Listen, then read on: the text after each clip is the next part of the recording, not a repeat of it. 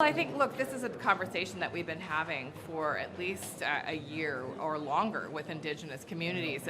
Obviously, Indigenous business is very excited about Canada's procurement strategy, which is essentially saying all departments need to procure 5% of their procurement.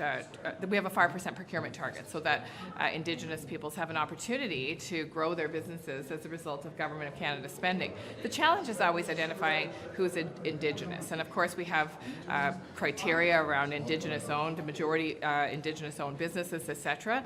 But Indigenous people have, for a long time, talked about the need to be sure that the people that are defining themselves as Indigenous are. And so we do that work with partners, NACA, for example, and other national business organizations, Indigenous business organizations.